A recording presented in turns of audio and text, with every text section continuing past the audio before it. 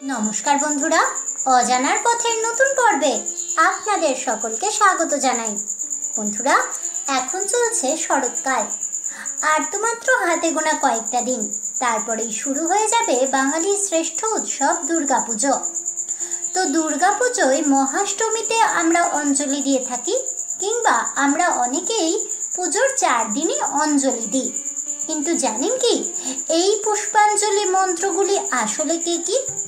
বন্ধুরা, দুর্গাপুজোর পুষ্পাঞ্জলি মন্ত্র ও তার বঙ্গানুবাদ শ্রবণ করতে হলে অবশ্যই ভিডিওটি স্কিপ না করে শেষ পর্যন্ত দেখতে থাকুন।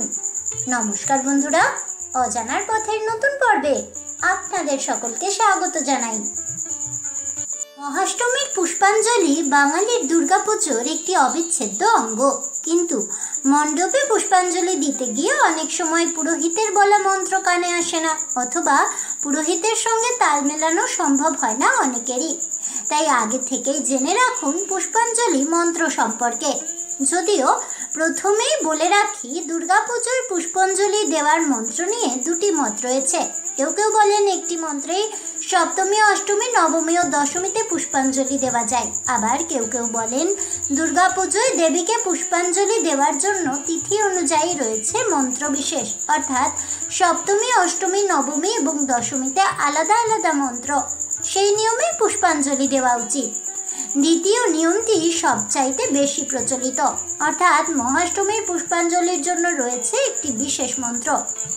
এ বিষয়ে জ্যোতিষবিদ এবং পঞ্জিকা বিশেষজ্ঞ পরাণ ঠাকুর বলেছেন, বাংলায় বেশিরভাগ ক্ষেত্রেই 4 দিনে আলাদা আলাদা মন্ত্রে পুষ্পাঞ্জলি দেওয়া হয়। পারিবারিক পুজোগুলির ক্ষেত্রেও এই নিয়মটি বেশিরভাগ ক্ষেত্রে প্রযোজ্য। দুর্গাপুজো, কালী পুজোয় পারদর্শী পরাণবাবু বলেছেন, অনেক ক্ষেত্রে অনেক পুরোহিত চণ্ডীপাঠের মন্ত্র থেকে পুষ্পাঞ্জলি দেওয়াকে বেছে নেন, কিন্তু দুর্গাপুজোর পুষ্পাঞ্জলি মন্ত্র রয়েছে কালিকা পুরাণে। 4 দিনের ভিন্ন মন্ত্রে পুষ্পাঞ্জলি দেওয়ার নিয়ম মেনে চললে তবেই দেবী দুর্গা সন্তুষ্ট হন। ওম আয়ুর দেহি যশো দেহি ভাগ্যং ভগবতী দেহি মে পুত্রানু দেহি ধনং দেহি সর্বানু কামাংশ্চ দেহি মে এষো পুষ্পাঞ্জলি হ্রিং ওং দুর্গা ওই নমঃ। অর্থাৎ, হে ভগবতী, তুমি আমাকে দীর্ঘ আয়ু দাও, যশস্বী করো, ভাগ্যবান করো, পুত্রবান ও ধনবান করো এবং আমার সমস্ত মনোবাসনা পূর্ণ করো।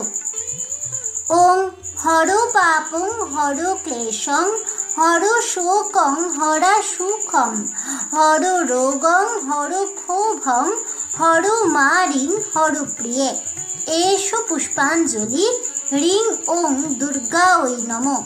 অর্থাৎ, হে শিবপ্রিয়ে, আমার পাপ, ক্লেশ, শোক, অসুখ, রোগ, ক্ষোভ ও মহামারী নাশ করো। ওং কায়েন মনসা বাচা কর্মণা যৎ কৃতং ময়া জ্ঞান কৃতং পাপং দুর্গে তং হর দুর্গতিম এষো পুষ্পাঞ্জলি হ্রিং ওং দুর্গা ওই নমঃ। অর্থাৎ, জ্ঞানে অজ্ঞানে দেহ, মন, বাক্য ও কর্মের দ্বারা আমি যে পাপ করেছি, হে দুর্গে, সেই পাপ তুমি হরণ করো এবং আমার সমস্ত দুর্গতি দূর করো। অষ্টমীর পুষ্পাঞ্জলি মন্ত্র। নমো মহিষগ্নি মহামায়ে চামুণ্ডে মুণ্ডমালিনী আয়ু আরোগ্য বিজয়ং দেহি দেবী নমঃস্তুতে। মন্ত্র বলার শেষে এই ফুল দেবীর চরণে অর্পণ করতে হবে। দ্বিতীয়বার হাতে আবার নিতে হবে ফুল বেলপাতা। দ্বিতীয়বারের ফুল বেলপাতার সঙ্গে শিউলি ফুল থাকলে ভালো হয়। দ্বিতীয়বার বলতে হবে এই মন্ত্র। সৃষ্টি স্থিতি বিনাশানাং শক্তিভূতে সনাতনী গুণাশ্রয়ে গুণময়ে নারায়ণী নমঃস্তুতে। এরপর সেই ফুল আবার দেবীর চরণে অর্পণ করতে হবে। তৃতীয়বার আবার হাতে নিতে হবে ফুল বেলপাতা, সঙ্গে পদ্ম ফুল থাকলে ভালো।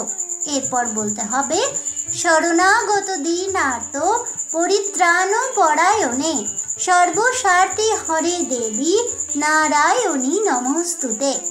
এষো সচন্দন পুষ্প বিল্ল পত্রাঞ্জলি নমো দক্ষ যজ্ঞ বিনাশিন্য মহাঘোরাওই যোগিনী কোটি পরিবৃতা ওই ভদ্রকাল্যই ভগবত্যই দুর্গা ওই নমঃ। এরপর এই পুষ্প অর্পণ করে দিতে হবে দেবীর চরণে। তারপর জোর হাত করে দেবীকে প্রণাম করে বলতে হবে দেবীর প্রণাম মন্ত্র। ওং জয়ন্তী মঙ্গলা কালী ভদ্রকালী কপালিনী দুর্গা শিবা ক্ষমা ধাত্রী স্বাহা স্বধা নমস্তুতে।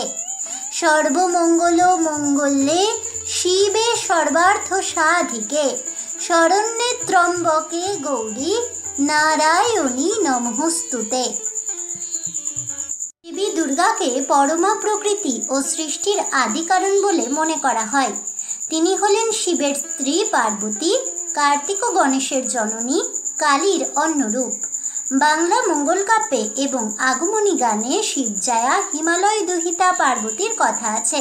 রয়েছে তাঁর বিবাহিত জীবনের বর্ণনাও।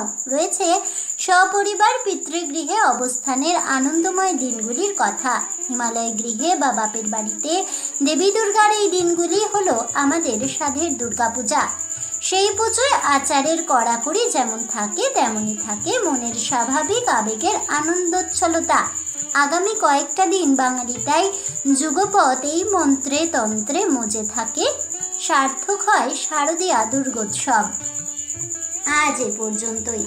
জয় মা দুর্গার জয় হোক এই বলে আমার আজকের ভিডিওটি আমি এখানেই শেষ করছি।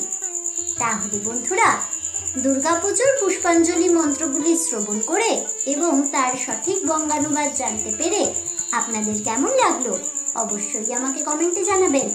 ভিডিওটি ভালো লেগে থাকলে লাইক শেয়ার করতে ভুলবেন না। আমার চ্যানেলের নতুন বন্ধু হয়ে থাকলে চ্যানেলটিকে সাবস্ক্রাইব করে দেবেন। পাশে থাকা বেল বাটনটি প্রেস করে রাখবেন নতুন ভিডিওর নোটিফিকেশন পাওয়ার জন্য। দেখা হচ্ছে পরের ভিডিওতে। ততক্ষণ সবাই ভালো থাকুন, সুস্থ থাকুন আর অবশ্যই সঙ্গে থাকুন আর দেখতে থাকুন অজানার পথে।